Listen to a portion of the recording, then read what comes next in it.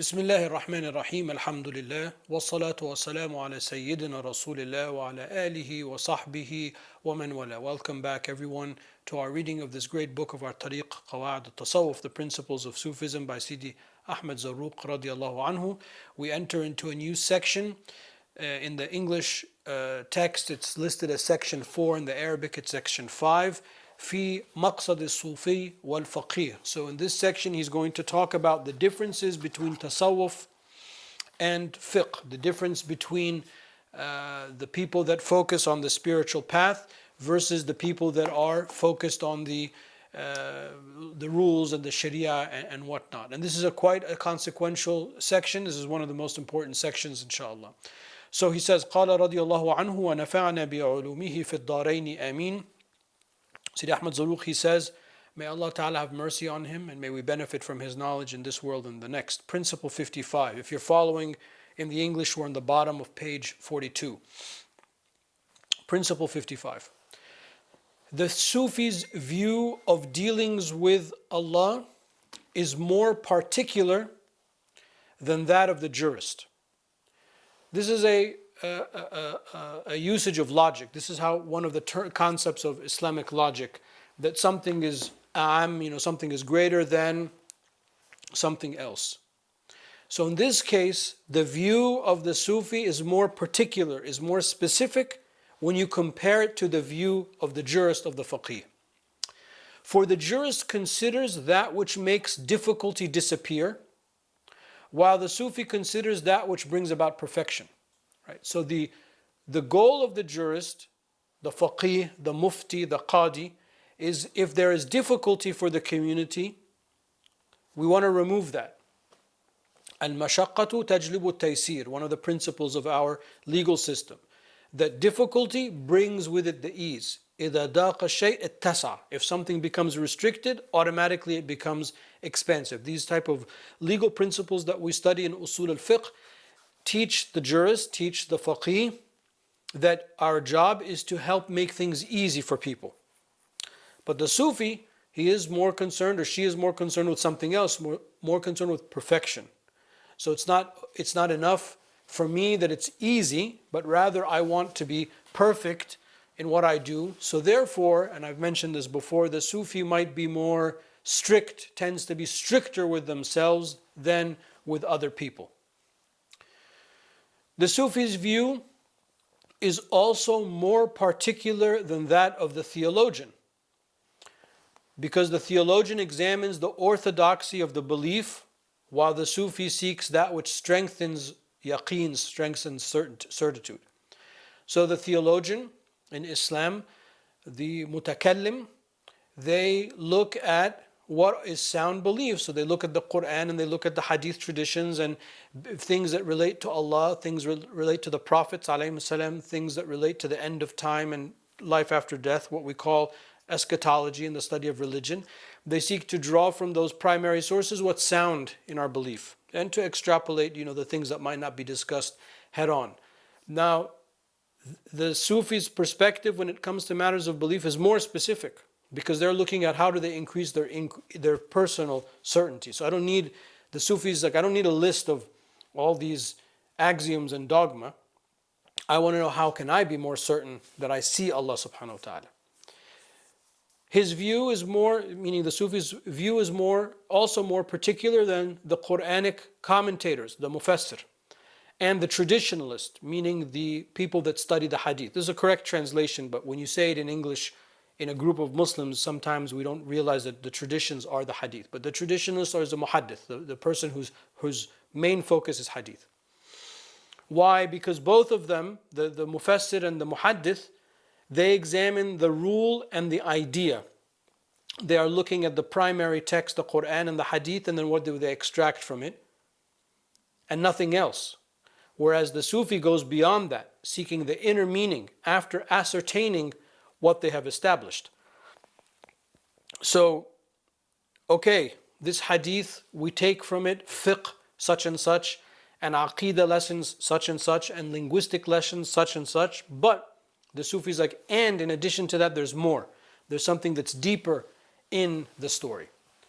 but they always come from the outward to the inward, because as Zarruq finishes this principle, he says, otherwise, he is an esoterist or a batini who has departed from the divine law and from the Sufi, but Allah Ta'ala knows best. So there is a movement, within Islam, it's existed in the past, in which people argued, it's not that widespread, but it exists among certain writers and movements, that there is a kind of a hidden batini inner meaning of the Quran and the Sunnah, and once you access that, you don't need the outer part.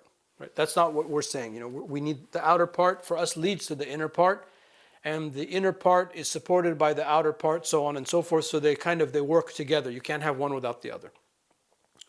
So this principle kind of sets out what we're going to talk about in this section about these type of distinctions, and why the perspective of tasawwuf is narrower than some of these other disciplines. Okay, principle 56. The subdivisions of a particular application, the fara, the branch kind of issue, is due to the subdivision of the principle of the asl.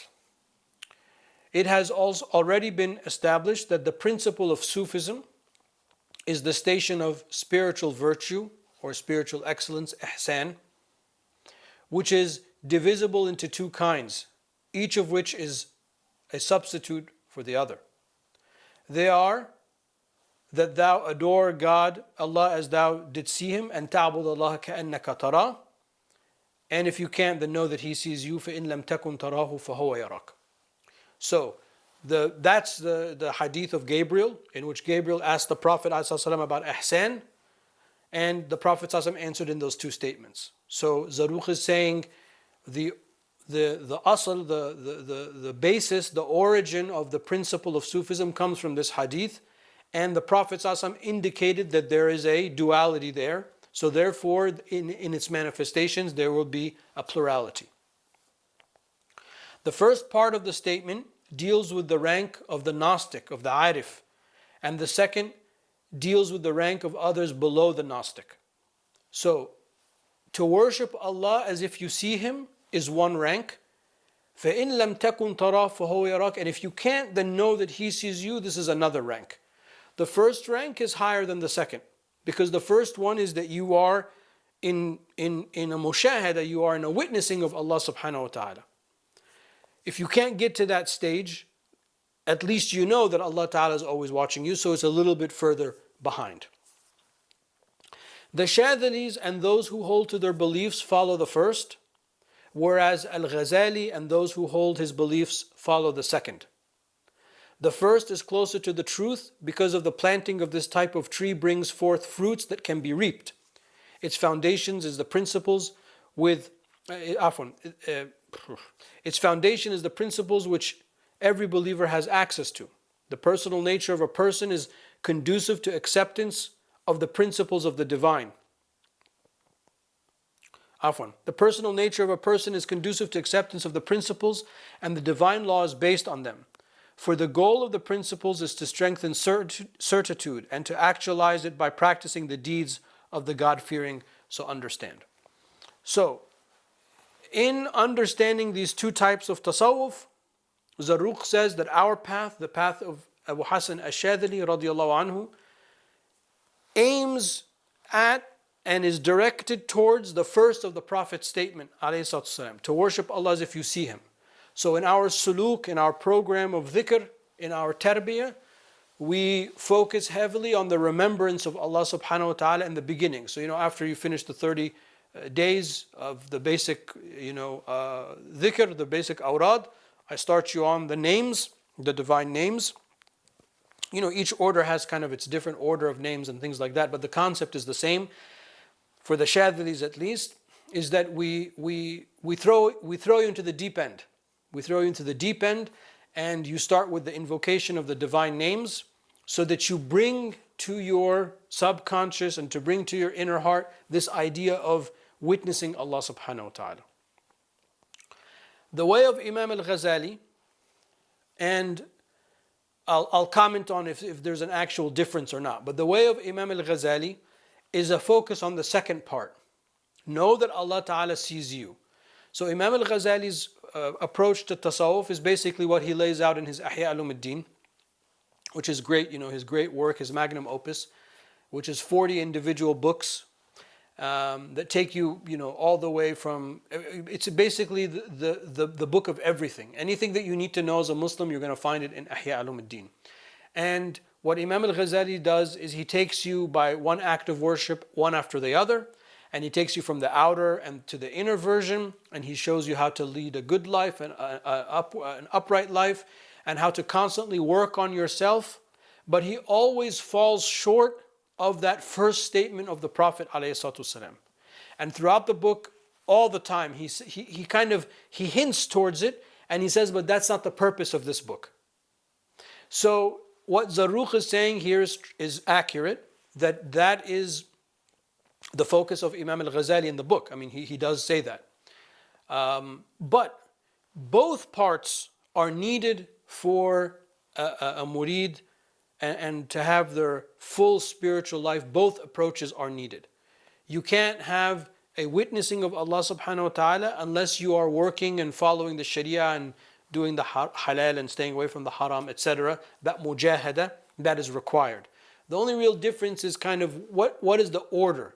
In our tariq, we put the jadab, the great spiritual experience first, and then once you experience that, then you work to maintain that. Whereas in the Ghazali kind of world, it's the reverse. You work hard, and then that leads to that spiritual experience. But you need both aspects in one's spiritual life. Okay, principle 57. The fact that there are different paths is a comfort for the seeker and an aid for him to reach his goal and attain his desires. So we have a multiplicity of tariqas. This is why there are different Sufi orders and methods.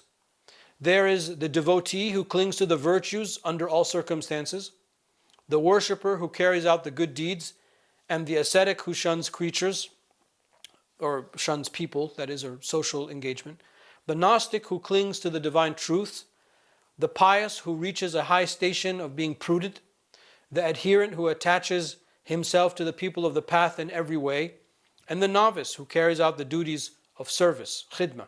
All of them are within the circle of truth, through giving the law its due and fleeing from every censurable and disgraceful deed. So all of the people that he just described, those are different personalities. And each personality has a tariqah that is more compatible with them than others. And that's why oftentimes people are not compatible with certain tariqahs, and that's normal. There's nothing wrong with that. Because we all have different personalities, we all have different inclinations, we have different interests, and the different turuq speak to that. And he's going to talk about that, I think, in the next one or the one after that, where he kind of gets in more detail. But if you are with somebody and you don't find your spiritual sustenance with that person, that's fine. It just means that that's not your tariq. It doesn't mean that that's a bad sheikh or you're a bad person or anything like that. It just means that that's not what's speaking to you. So each tariqah will have its kind of flavor and it will have its kind of emphasis, largely based on its lineage and based on the people in its silsila, so on and so forth. Like our tariqah is very, it's Shadhili, of course, so it's heavy on dhikr, obviously, as you know that, as we just mentioned, but it's also very scholarly. So our particular branch of the Shadhiliya is a very scholarly thing. Some people, it's not for them. Some people, they need more khidmah, they want to do more hard work or, whatever, and that's fine. There's nothing wrong with that. So you have to keep in mind that in the very beginning, and even when you start your dhikr, you have to be kind of looking out, is this my path or not my path? Like Zarruq says in this principle, what kind of person am I? What are the things that I'm looking for? Our tariq, by the way, also is very much a working tariq in the sense that, you can't just like hang around the zawiyah and hang around the sheikh all the time. So you got to work. And you have to excel in your job. And you have to dress well. And you have to be well educated. And that was the way of Sidi Abu al-Hasan. Abu al-Hasan Shadhili, when he came from Morocco and he came to Alexandria, he came to Egypt, him and Al-Mursi Abu al-Abbas, who was his Khalifa, they were like, I don't want to use the word aristocratic because it has maybe a false connotation, but they were presentable. That's just our way. There are other tariqas where they're real dervishes, and that's not a bad thing, but that's just their way. And they are meant to dress a certain way and to debase themselves publicly a certain way. That's not our way. Our way is, and all of you have interacted with me, I always tell you, you have to be the best at what you do. You have to excel and go far beyond. And the strong believer is better than the good believer, even though there is good in both, the Prophet ﷺ said. Why is the strong believer better? Because he can help other people. So that's our tariqah. It's the hard work, excelling, education, scholarship, etc., etc., etc. It doesn't mean that this is the right way. I'm just saying that each tariqah has its kind of thing. And we don't really have like a distinct clothing. Some tariqahs have that. We don't really have that. One time the Shaykh said in the very beginning that when we have a gathering, he had selected a certain type of hat, but I don't see no one follows that. I've never seen anyone follow that. It was a very specific Egyptian thing. I know I'm a bad example. I did not follow that because I didn't like that hat. I'm just used to wearing this, the North African shashaya. That's what I'm used to wearing. If I'm not wearing my aimma. Anyway, some tariqas, you can tell them by the way they dress. But what we do have is we have, the normal paraphernalia when we have the Mawlid march. So marching for the Milad al-Sharif is a sunnah, going back to the Sahaba, because the Sahaba, they came out to greet the Prophet ﷺ as he was entering into Medina. And that's where the Mawlid march comes from. And for all of us, wherever we are, this is a sunnah that we should revive if it's not happening. So in a country like Egypt, it's very common that in the Mawlid time, all of the tariqas will march from like location A to location B. And because there are multiple turuq at the same time, we have a sash that we wear that just has the name of your tariq. And we usually have, the flag, but like somebody's carrying the big flag. That's about it. So if you participate in that march, you're expected to wear the sash of your tariq. Now, many years ago, there was a sister who in the Washington D.C. area who came to me. She was a fashion designer, and she was designing for me a sash in English, so I could have the tariqah name in English. And as I'm speaking, I lost touch with her. I don't know what happened with that design, but that's something that I would need to revive. Anyway, so other than that, we don't really have, you wear what you wear as long as it's compatible with the Sharia. Okay, and that's enough of a tangent. Let me get back to the text. Principle 58. Following the best of everything is ever preferred and is demanded by the Sharia, by religious law. Allah Ta'ala says, those who give ear to the word and follow the best of it, those are they whom Allah Ta'ala has guided, those they are the men of understanding. Indeed, Allah Ta'ala loves superior things and hates the inferior. Allahu Jamilun yuhibbu jamal. God is beauty and He loves beauty. It's a Sahih Hadith. This is why Sufism is based on following the best of things, to the point that Ibn Arif radiallahu anhu said, the greatest secret is in manner of seeking. Those who give ear to the word and follow the best of it. The different types of virtuous men and women are what cause the different types of commendable actions, but God knows best. So Allah, the Prophet ﷺ said, Inna Allah katab al-ihsan ala kulli shay. The Prophet ﷺ said, Allah has prescribed perfection, ihsan, the same word as Sufism, ihsan, perfection upon everything. So everything the believer does is meant to be done to perfection. And therefore, as the science of spiritual perfection, tasawwuf, we are seeking the best of the Quran, the best of the Sunnah. All of the Quran is the best and all of the Sunnah is the best, but the best practice. We're always seeking the inner, the deepest. And that's why he began this section by saying that the focus of the Sufi is more specific than it is for the general approach of some of the other sciences and approaches. Okay, principle 59. The multiple aspects of good decrees that there be a multiplicity of whatever is deemed good. and of obtaining the good by everyone seeking it. Thus, every group has its own path. And this is a common statement that عدد الطرائق, the number of Sufi orders, على عدد أنفاس الخلائق, is as many as each individual human being. Because every person in reality has their own path to Allah subhanahu wa ta'ala. There's a specific combination that's specific to each one of us. Collectively, we are on this tariqah, and we follow this order, and we follow this ways and its rules. But even still, each one of us has a slightly different experience following the path because we are different. For the layman, yani the regular Muslim who hasn't studied the Sharia or hasn't even taken a path or anything like that, there is Sufism described in the books of Al-Harith al-Muhasibi. He was from the great ascetics, and Al-Harith al-Muhasibi, his books are meant for people like that and those who share his beliefs. For the jurist, for the people who spend most of their time studying fiqh, there is the Sufism described by Ibn al-Hajj in his Al-Madkhal. So Ibn al-Hajj was a Maliki scholar, and he lived in Egypt, but his book Al-Madkhal is a very popular book in West Africa amongst the jurists and whatnot, Mauritania, Morocco, etc., Tunisia, Algeria. And it's kind of like a Sufism superimposed on fiqh.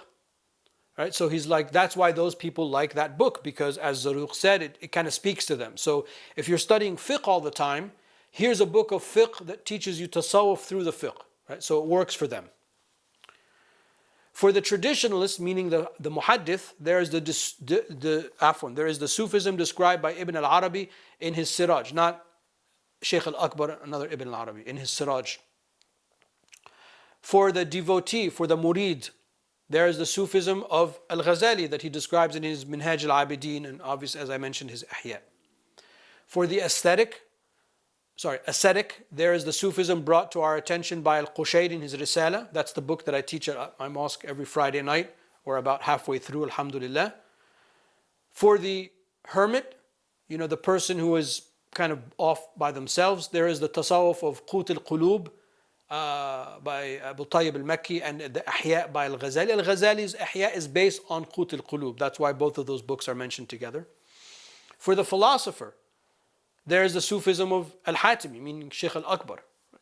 So people that are philosophically inclined, Shaykh al-Akbar is going to be their person. And that's why people that convert to Islam and are like really into Ibn Arabi, you'll notice that they have like a philosophical background. And they're thinking, and so there's something there for them. For the logician, there's the Sufism of Ibn Saba'in in his words, somebody who's into logic. For the cosmologist, there's the Tasawwuf of Al-Buni in his Asrar. For the theologian, he says for Al-Usuli, there is a Sufism of Shadhili. Al-Usuli is much more broad than simply the theologian. Theology is called Usul al-Din, and jurisprudence is called Usul al-Fiqh. So we call them al-Aslain, the two foundational sciences. So I think the better translation is for somebody who's a first principle thinker, because that's what Usul al-Fiqh is. There is our tariq, the tariq of the Shadhiliyah.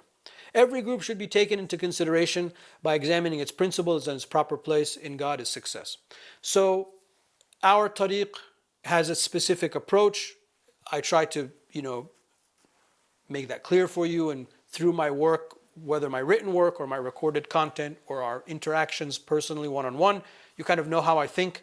And I hope I've been able to kind of embody the way of the Shaykh. That's sort of my job. And to give it to you in a coherent English language, or Arabic for the Arabic speakers. And you kind of understand maybe what this means, that our path is an usuli path. It is the path of knowledge, and it is the path of deep knowledge and deep scholarship. All the people in our silsila, going back to a Darqawi, because we are a branch of the Darqawi, they're all like superstar ulama. And maybe parallel to these classes, maybe I can record. There's a great book by Sidi Ahmad ibn Siddiq al-Ghumari, the older brother of Sayyid Abdullah, in which he has a little biography of all of the people in the silsila, I think going back to Ibn Mashish, who is the Sheikh of Abu al-Hasan. I think that's how far he goes back. And maybe I can record like a little snippet of the biographies. But specifically from us, from our Sheikh to Ad-Darqawi, which is maybe 6 or 7 people, okay? All those 6 or 7 are like superstar. They're not just regular ulama, they're like superstar ulama.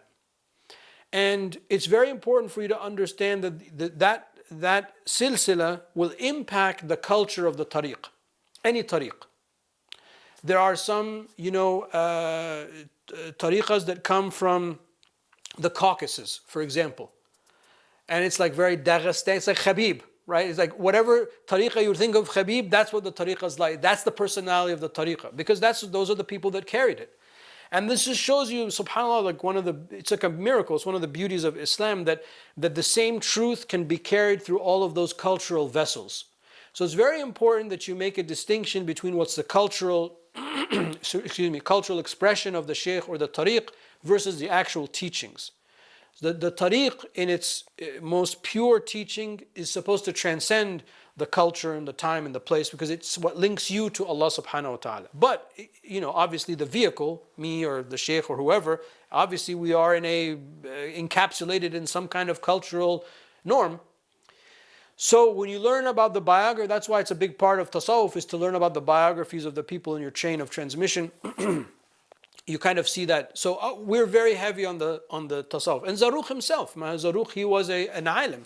And he has a whole commentary on the Risala in Maliki Madhab. He has like his own position in the Maliki Madhab.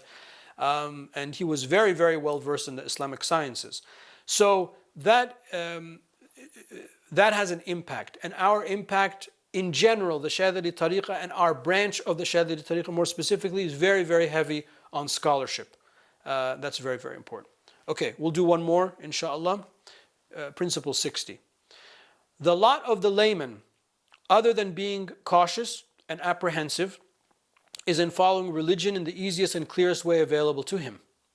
This is done initially through fear of God before the occurrence of sin, and is rectified through repentance afterwards, while carefully reflecting upon the sin, excluding all else. Al-Muhasibi, Al-Harith al-Muhasibi, was preoccupied with this, having written about it thoroughly, except that he was too strict at the beginning, but his purpose became clear later in his ri'ayah and his nasa'ih. And Sidi Ahmad ibn Ashir radiallahu anhu, the most unique man of his time in knowledge and worship, and the most preeminent in piety and asceticism, said, "No one but the saint can carry that one," or words to that effect, as transmitted by Sayyid Abu Abdullah ibn Abbad al-Rundi radiallahu anhu. So this is kind of a little bit of a detail as it relates to Al-Harith al-Muhasibi, which is, it's the right way to say it, you need to have a tariqah. You need to be in an order with a sheikh. If you try to do it on your own, kind of the way that al-Muhasibi posits, it's going to be very difficult for you to do that, because you're going to constantly be in this cycle. I'm good, and I get lazy, and then I create a sin, and I feel bad, and I make tawbah, and I'm good, and then I get lazy, and I fall into sin, and I feel bad, and I make tawbah, and I'm good. It's just a cycle.